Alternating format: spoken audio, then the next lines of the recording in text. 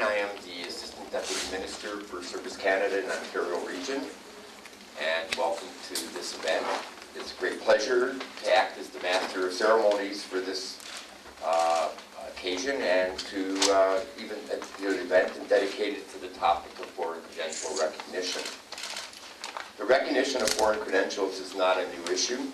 It is one I dare say has captured the attention of all of those in this room, and I dare say a whole bunch of other people outside. Today I have the pleasure of introducing two distinguished guests who will address this topic. Our first speaker is the Minister of Human Resources and Skills Development, Diane Finley, who is, and the second speaker will be the Minister of Citizenship, Immigration, and Multiculturalism, the Honorable Jason Kenney.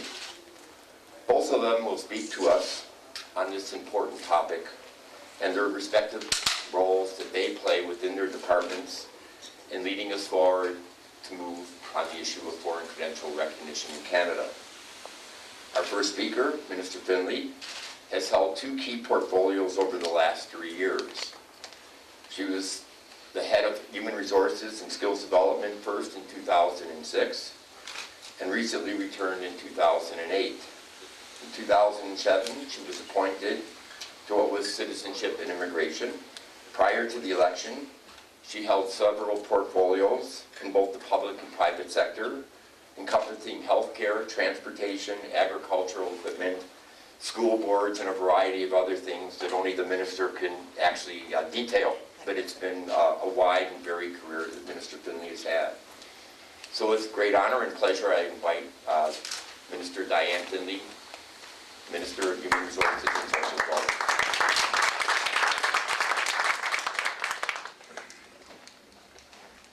Thanks very much, Howard, and thanks for the kind introduction. It's great to see so many people here today, and especially so many familiar faces.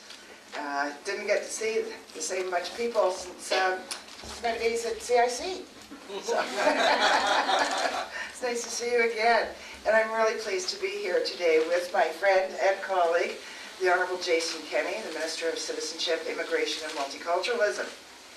Now, as Howard said, I was at Citizenship and Immigration for 22 months. I refer to that as my sabbatical from HRSD. But it was at HRSD that I first became involved with foreign credentials. I took the FCRO file over to Immigration with me, and I've left it in Jason's very capable hands. But that being said, I'm pleased that I'm still able to be involved through the Foreign Credentials Recognition Program. And in fact, we're here today to talk about what our government is doing to help newcomers to our country get their qualifications recognized as quickly as possible so that they can get to work in their trained field in a timely fashion. Generations of newcomers have chosen to come to our country seeking opportunities for themselves and for their families, contributing their hard work to the building of a new home. And yet, as important as their contributions have been in the past, at no time have the skills, the knowledge, and the training of newcomers been more needed than they are today. We need their skills and experience if we're to have a strong country and a strong economy. Our country competes in a global marketplace where the knowledge and the abilities of our workforce are key to our economy and to our prosperity. So it's really important for us to ensure that those contemplating immigrating to another country continue to choose Canada as a destination of choice. Our government wants to ensure that newcomers can put their training and their knowledge to work here in Canada. And that was the raison d'etre for forming the Foreign Credentials Recognition Program. And today, my department's goal is to ensure the timely recognition of foreign credentials. The question is, how will we get there? And the answer is, through cooperation. The Government of Canada is working with provincial and territorial governments, as well as with licensing and regulatory bodies, sector councils, and employers to make that happen. My colleague, the Minister of Citizenship and Immigration and Multiculturalism, will talk about the role of the Foreign Credentials Referral Office in bringing all this about. To further support the trades, Prime Minister Harper and the premiers and territorial leaders reached a milestone in January when they agreed to work together to speed up the processing of assessing and recognizing foreign credentials. And I was honored to be part of that discussion. They agreed on the need for a new federal, provincial, and territorial framework for assessing and recognizing foreign qualifications. They want a system that is fair, that's consistent, and that's efficient. And they want the framework designed by the end of this September. So how will we do that? Well, with the help of the investment announced in Canada's Economic Action Plan. Our government is committed to investing $50 million over the next 2 years to make sure that this happens and that it happens on schedule. The first step will be to get an agreement from all levels of government on the principles that will guide the recognition of foreign qualifications. The next step will be the development of standards. If we can get these ground rules right, we can treat the requests of those who are looking to have their qualifications recognized in a timely manner. Third, we will identify those occupations to be prioritized for recognition of foreign credentials. And finally, where we can, we will help more people who want to come to Canada begin the process of accreditation while they're still overseas. We found this measure to be particularly successful. It helped Puman Kochar make a smooth transition from India to her new home in Edmonton. Within 3 months of her arrival in Canada, she found a new job appropriate to her education. She credits this to the preparation and support she obtained while still in New Delhi from the Canadian Immigration Integration Project funded by the Foreign Credential Recognition Program. We've all heard the stories, and many of us know individuals who come to this country full of hope and ambition, but wind up working in jobs that do not put their skills and talents to good use. Take Argentinian native Gustavo Nayaporan, for example. When he first arrived in Canada, he didn't have the Canadian experience or credentials necessary to work in his chosen field of engineering. He had to work in a job for which he was overqualified. His life changed for the better, though, when he enrolled in the Internationally Educated Engineers Qualification Program funded by the Foreign Credentials Recognition Program. 12 months later, he had a full-time job as an engineer. And I think everyone here in this room can agree that we need more success stories like the ones that I've just outlined. Canada can't afford to waste the knowledge and the talent and the skills of those who come here so full of hope for their future and for that of their families. In fact, Canada's own future depends upon our ability to attract newcomers and to keep them here because they found fulfilling and rewarding work. Thanks to the vision of the First Ministers and their groundbreaking agreement on a very ambitious framework to guide our next steps, I've no doubt that we're on the right track to building a success of the Foreign Credential Recognition Program. Merci. Thank you.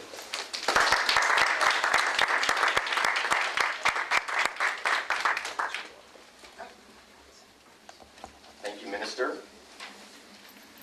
Our next speaker is the Honorable Jason Kenney, who was appointed Minister of Citizenship, Immigration, and Multiculturalism in 2008.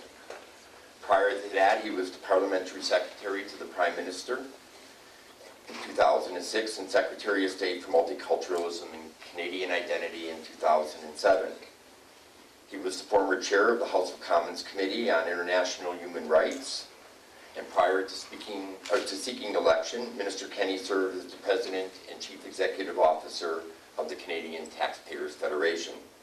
With great honor, I introduce Minister Jason Kenney.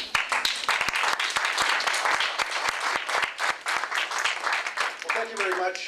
Thank you to my colleague Diane and for all of her great work. She has done more than any other federal minister before her to advance the cause of opening pathways to credential recognition for newcomers at the federal level. And I really want to acknowledge Diane's great efforts both at HRSTC and at my new ministry, Citizenship and Immigration, under Prime Minister Harper's leadership. So thanks very much to all of you for coming together to help us, to review with us the progress that we are making at the federal level, exercising leadership for the first time to improve the access to credential recognition for newcomers.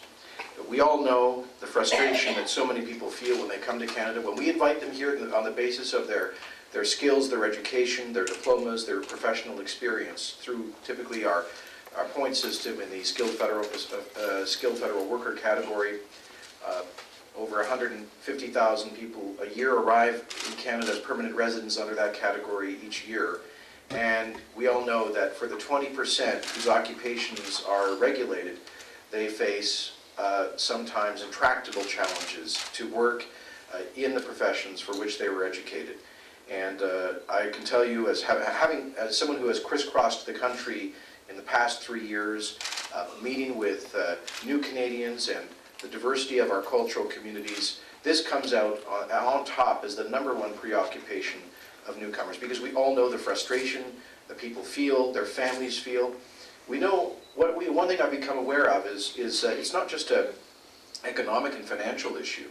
It's not simply a regulatory question. It's also a human, there's also a human and even an emotional dimension to this, because so many of the folks about whom we're speaking leave the heights of their professions in developing countries, the higher stratosphere of their societies and their countries of origin.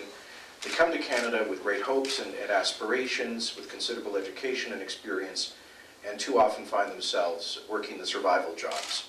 And we know the kind of devastation that this can have on people's self-esteem. It can create family stress and pressure that's hard to quantify. So there's a real human dimension to this issue, and I think we always need to keep that foremost in our minds.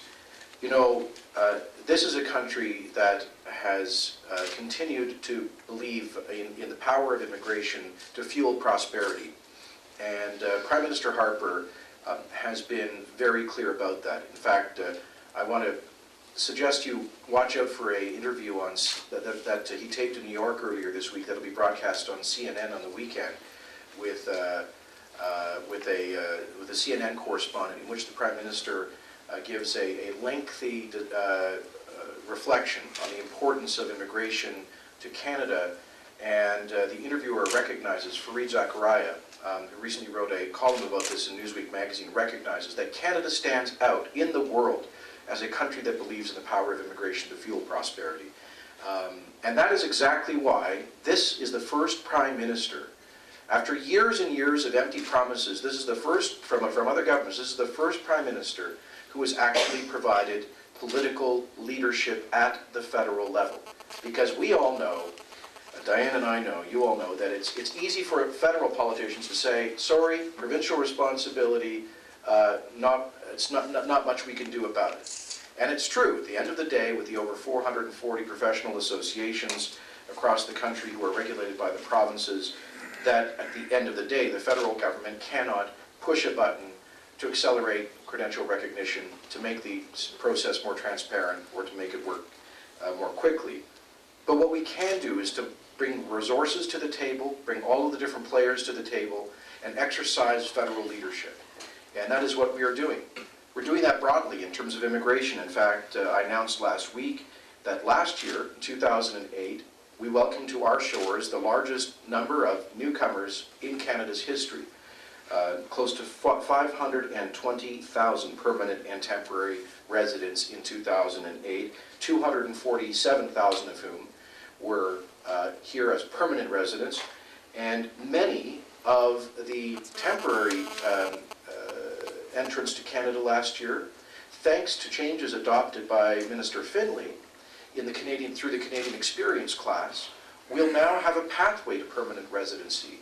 Qualified temporary foreign workers and qualified foreign students, now thanks to the very progressive measures adopted by Minister Finley, will be able to apply for citizenship, for permanent residency from within Canada. So, and going forward in this year, 2009, while other countries are retrenching in terms of immigration, while some voices in the opposition are saying that immigrants threaten Canadian jobs, our government is planning to maintain our immigration levels because we are focused on the mid to long term. We believe that when we come to the recovery, we will need the labor to fuel those new jobs and those new opportunities, which is why we are maintaining our planning levels for permanent residence in the year 2009.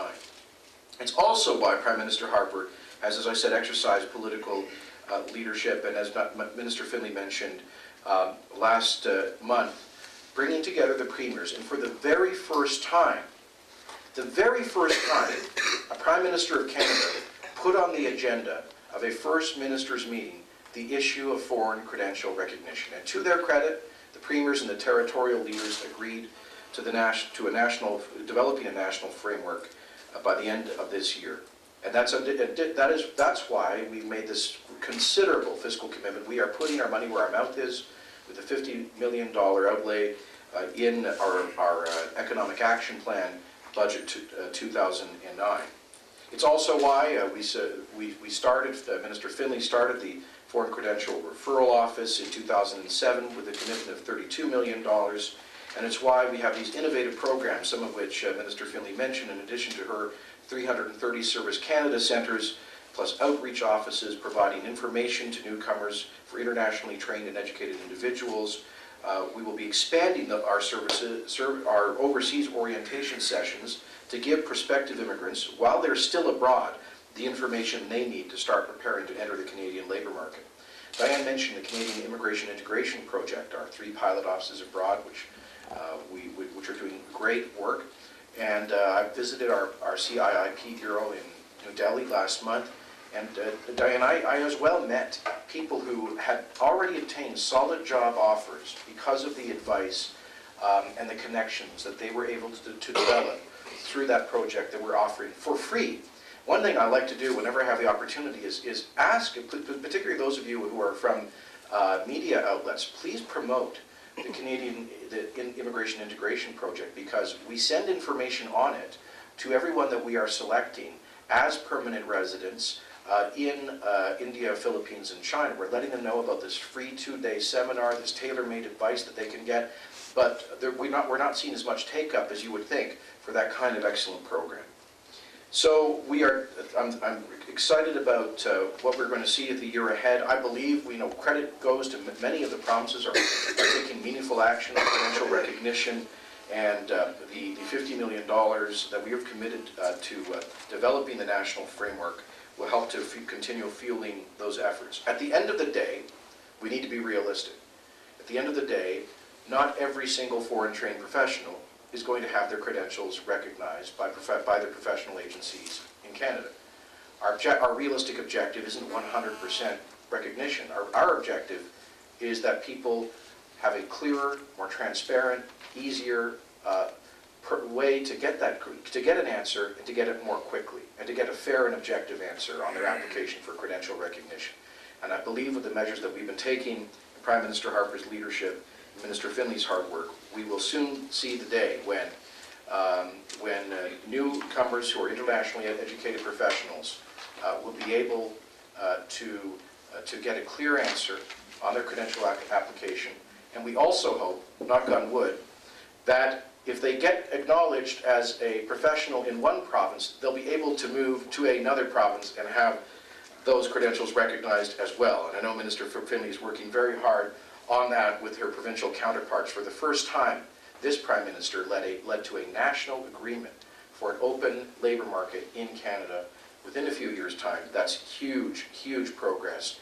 And all of these efforts combined are good news for current and future foreign trained professionals who are coming to Canada to build our prosperity. So thank you very much.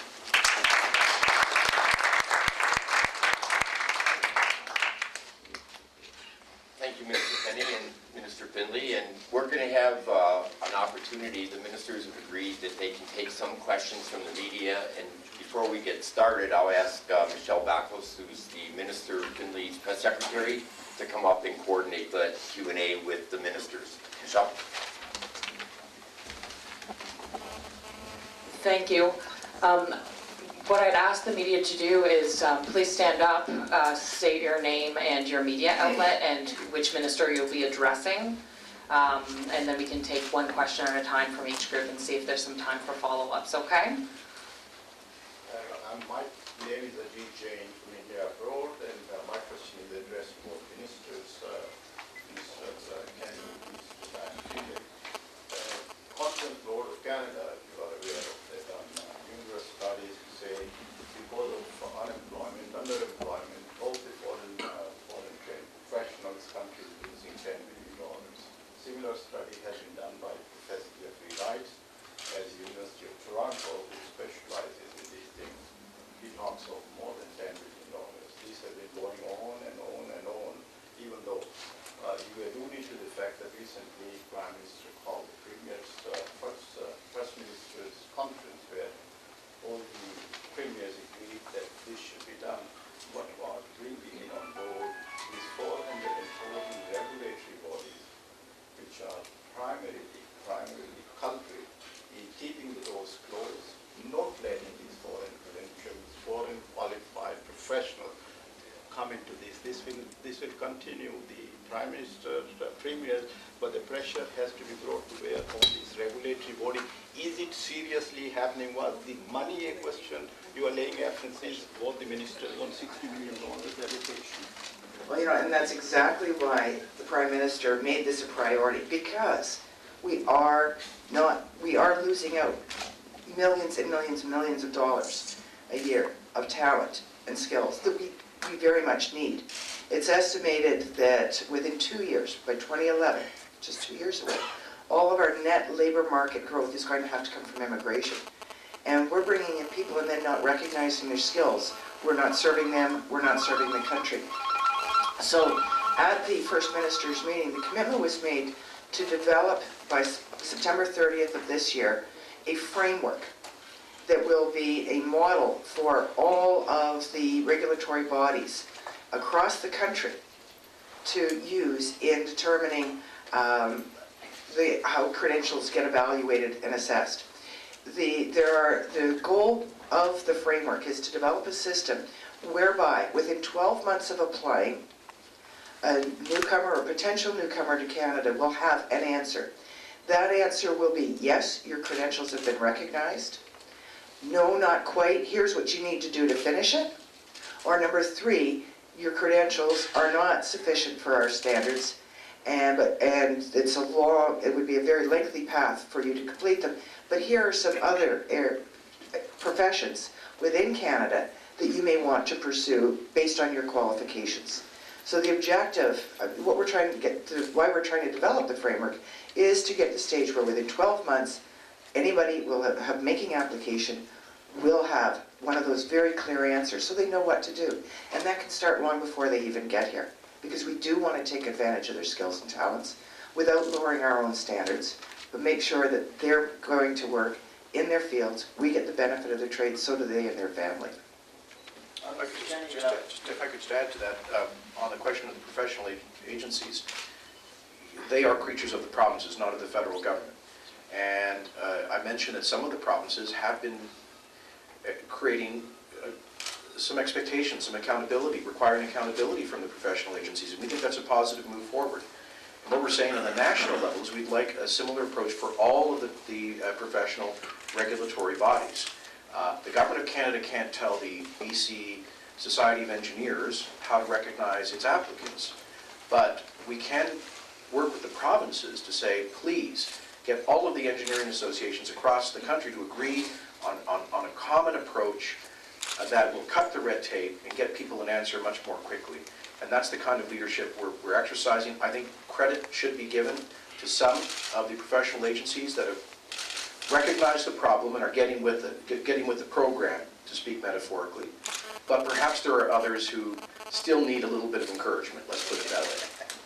Sir, And if I could just add to, I was at the First Minister's meeting. I can assure you that the provinces and territories are all committed to making this happen by the September deadline to get the framework developed. There will be an interim report in June. And in fact, there was a meeting earlier this week. Today. There's, between the First Minister's delegates on this issue, they're proceeding right away.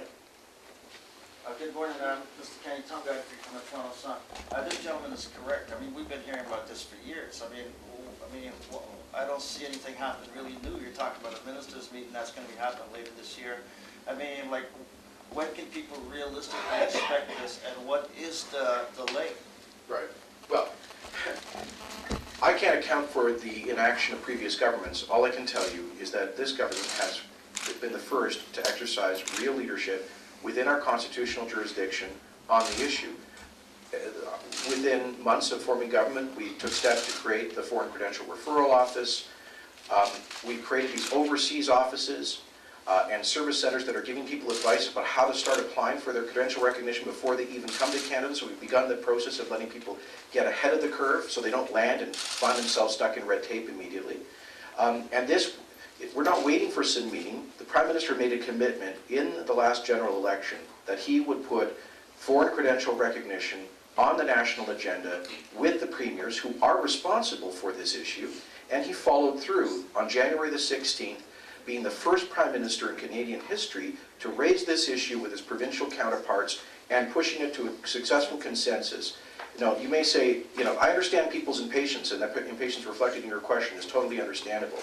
But, come out of the election, bring that matter forward to the premiers, get an agreement, and then 9 months later, have a commitment to 9 months later to a national framework. I'll tell you, that moves a lot faster than government normally does. So I think we're doing our part. And some of the provinces are getting much more active on the issue. At the end of the day, the professional agencies are going to have to, that's where the rubber hits the road. And we do not control or regulate the professional agencies. Thank you, sir. Yes. My name is Asma. I'm with the Pakistan Post newspaper, and my question is directed to Minister Kenney. Given this to Pakistan and India, people applying from Pakistan, can they get some sort of help from the office based in New Delhi, the IIPP office? And secondly, what kind of help does the federal government need in terms of getting in touch with the professional agencies in Pakistan or India who can coordinate with the agencies over here, the professional agencies, make the process a little more smooth? Well, thank you. I'll take the first question. The CIIP, we have 3 pilot offices, New Delhi, Manila, and Guangzhou in China. And they are available to residents of those countries who have been selected for permanent residency in Canada. Typically, while they're waiting to clear their security and medical checks, there's that several-month-long period, that's when we invite them to come and participate in the program. So it would not be available to Pakistani residents to come into India. I suppose we wouldn't say no, but it's probably difficult logistically for them to do that. As it relates to by the way, we are looking at hopefully expanding that program and making it available in other regions of the world.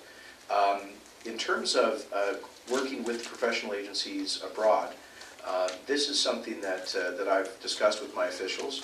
I think we could probably do more work on that. I know that some of the professional agencies here are reaching out. They are reaching out to their counterpart agencies abroad from our major source countries of immigration. And they're trying to work with them to assess what are the standards, what are the criteria, what are the required educational, what are the educational requirements for professional recognition in your country of origin. So that's what I mean. When some of the professional agencies are being more progressive about this, they're reaching out, some of them, and getting that information so they can make a better assessment of how, say, an Indian, an engineer who has a credential recognition in a particular country abroad, how that relates to the Canadian criteria. Would you like to add anything to it? No, as the Minister said, there is a broad range across the spectrum of 440 professional regulatory groups. Some really get it because they recognize that they need more members to, within their organizations to meet the needs of Canada. And they've been very farsighted and very aggressive in making it easier for people to get their credentials A, evaluated, B, if necessary, upgraded so that they can work here. Some others still have yet to see the light. We hope they will soon. We're going to take a few more questions now. So, Yeah. My name is Kenney. I'm here as a private citizen. And I served as a regulatory body for 8 years at the College of Nursing here in Ontario. And what I learned was that... excuse me, sir. Did you say you're not with a media outlet? Yeah. We're just opening the floor for media Oh, questions okay. at this time, and then after that, if you have questions, we can try to address them. Okay, thanks. We'll talk about AIT. I just want to ask. Thanks. This is Rakesh Tiwari from Hindi Times. I have one question, Mr. Finley, that you were immigration minister before. So, so far we heard before too and now too that, okay, the process is going on and the government is doing whatever it can. Is there any deadline for maybe coming 4 years, 3 years or 2 years, making this, as you mentioned, Mr. Kenney, yourself, that within 9 months period of time you're able to, Prime Minister was able to put this forward. Okay. Is there any deadline or any hope for the people who are already here and they don't want to vest, they are already 3 to 4 or 5 years they have vested, and they, later on maybe they will not be able to go and go forward and study, or they will be able to work in their own field. Is there any deadline? In terms of the new program, yes, there is. The territorial and provincial premiers have committed to working with us to develop a framework, a pan-Canadian framework. In other words, one that will apply right across the country by the end of September. We want, shortly after that, to have that framework developed into actual processes so that within a year after that, people will have 12 months once they apply to get a straight answer. In the meantime, this is exactly why we launched the Foreign Credentials Referral Office. That's at www.credentials.gc.ca. And that's a website. It's a very robust website. It's available to people not just abroad who are contemplating coming to Canada, but even to newcomers who are already here, that will allow them to go in and check out what the requirements are for a given profession in a given province. They can see real-time jobs that are available, what the criteria are, what the pay levels are, so that they can determine for themselves. For example, if they qualify as a nurse, if they see that a nurse is being advertised for and that takes a 4-year university degree plus college, and they recognize that they only have 4 months of college, they can figure out for themselves that they wouldn't qualify as a nurse here. Okay? So that avenue has already been opened up. We launched that almost 2 years ago, and I'm very pleased with the response we've had. We've had over 600,000 hits so far, and by far and away the majority of them are from offshore. So that means it's working. It's a first step. It's at phase 2. We want to expand that, and I believe that under Minister Kenney's guidance, we're going to see credentials.gc.ca achieve its full potential. But is it 2 years though? And that's what the gentleman was asking as far as the deadline, when is this going to? The framework is to be in place by the end of September. That's the first deadline. Then we've got to get the legal and regulatory mechanisms in place to make it happen, which we'll be moving on very quickly after that. Any particular area or job, as per question was about the jobs available in Canada. So government is looking forward that okay, maybe nurses, doctors, engineers, those categories will be coming more forward, and once we've established what the parameters are in terms of the process and the standards, then we will be looking at implementing it on a priority basis. And so we're not going to start with the 1,000 different professions all at once. We're going to go to the professions, the regulated professions, that are identified by the provinces and territories as having a priority in terms of needs of processing. Obviously, those will be the ones where the regulatory bodies are most cooperative as well, so that we set the model of success for others to follow. Hi, my name is Gurban Singh from Immigration Service. Ms. Kenney, you were there recently. But even talking about, having more students, Canada gets, I think, 2,000 students from India, while Australia gets 40, Right. US gets 80. So are you raising number of students from India this year? Yes, the Prime Minister has asked me to work with my colleague, the Ministers of Foreign Affairs and the Minister of International Trade, to, as well as with the colleges and universities, to increase significantly the number of qualified foreign students to come to Canada. We have a great new selling feature in attracting foreign students, which is the Canadian Experience Class, introduced by Minister Finley when she was at immigration, which now provides a pathway to permanent residency for qualified foreign students who respect the terms of their visa, which basically means that rather than finishing their Canadian degree and then having to go abroad and then apply for re-entry to Canada as a permanent resident and stand in the queue for several years, they can now, in theory, if they qualify, transition directly into permanent residency, which will be a great boon to the economy, because these people will already have done they'll be pre-integrated, if you will. They'll have a Canadian degree, which will be acknowledged, recognized by our professional agencies without any trouble. Their language skills should be operating at a high level. They'll understand Canada. They'll even understand how to dress in the winter without any trouble. The 4 years of Canadian winters under their belt. I mean, we're talking about people who are automatically integrated. So we think that's My question is very specific. Are you raising? Yeah, we've been asked from to. India, particularly. Well, from India, from all across the world. We're not focusing on any one country in particular. Now, having said that, I believe that the G13, the largest 13 universities, are discussing a much more robust advertising and marketing program to attract foreign students from countries that they will be targeting. You'll have to talk to them, but I've heard that India is on their target list. And when I was in Mumbai, I met with key people in the education sector and talked to them about the ways that we can better market the Canadian post-secondary education experience in India. Is there any idea how much you're raising the level? Is that in the works? No, details will follow later this year, but it's something that we're working on with colleges, universities, and other ministries. Yeah, my name is Mohan. I'm from Hindi Times, and your government has come up with this list of skilled workers. I'm pretty much a little bit afraid, because the health sector has not been taken into account. The doctors which we have come, which will be coming, and the specialists and all the doctors will be retiring very soon. So we'll be having a major shortage of doctors. Now we are also having a major shortages, and the doctors who have already come, they have pretty tough time. I've seen, doctors driving taxis and, doing odd jobs, and, the talent up there is going literally waste. So what have your government decided on that, and what will be the time for these, skilled workers? You said, how much time will it take, for them to come to this country? Well, I think your question is about our action plan for faster immigration, which was introduced by Minister Finley when she had my job. And I want to give her credit. I did in the House of Commons yesterday. Thanks to that action plan, which is based on the amendments to the Immigration Act last year in Bill C-50.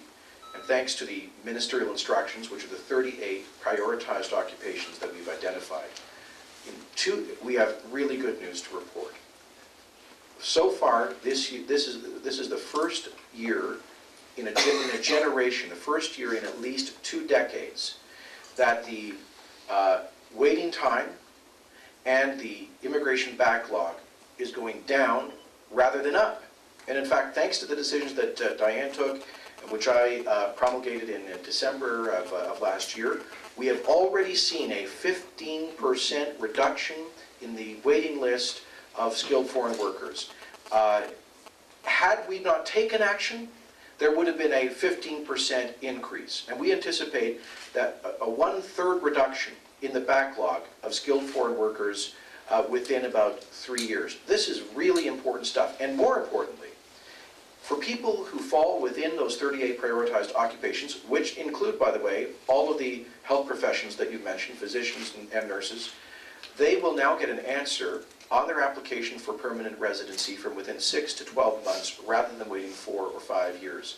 This is tremendous progress, very important, because until now, under the old system, if we treated, if a sociology professor applied a day before a medical doctor, he got processed more quickly than the medical doctor. What we're saying is there are certain occupations that we need more urgently on a national level, including the medical professions. And yes, we make no apologies for fast-tracking those applications, while at the same time devoting a lot of resources to clearing off the rest of the backlog. Okay, we have time for one more question, I believe. Thank you. That's me. Hi, I'm from the Mississauga News. My question is to the Minister. Given the current economic climate in the country, what strategies are you proposing to insulate the newcomers from coming here and then setting up them with failure, for example?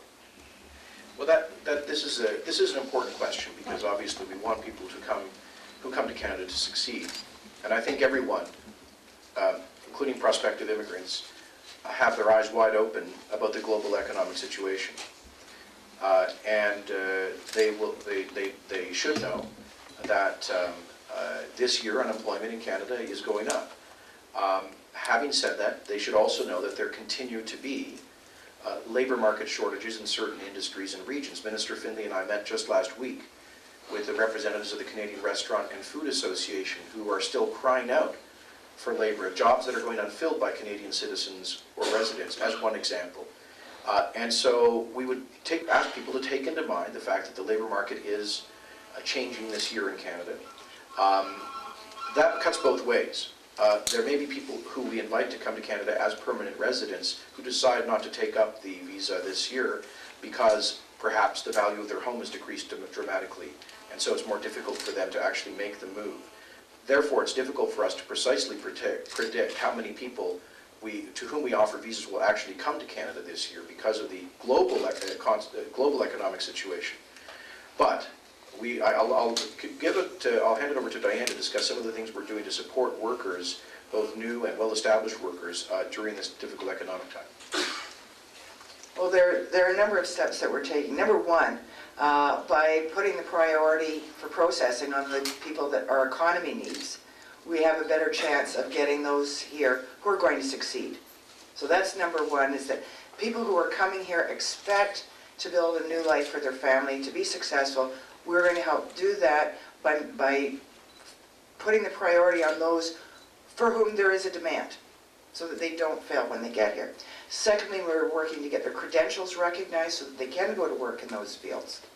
That's a big change over the past, because those programs did not exist before. Third, we're working with the provinces through the Agreement on Internal Trade to make sure that there's freedom of mobility through having the credentials recognized right across the country. That's a third factor. That being said, there are a number of steps that we're taking to help all Canadian residents weather this global economic downturn. We're increasing regular benefits for EI by 5 weeks. For those who are long-tenured workers with limited portable skills, we're providing unprecedented opportunities for retraining and reskilling so that they're ready for the jobs of the future, so that they're able to work and take care of their families for a longer period of time. And we're also expanding our work sharing programs. Thank you very much. No, we don't have any more time for questions right now. The ministers have to get going, but thank you so much for joining us today. Thanks very much, folks.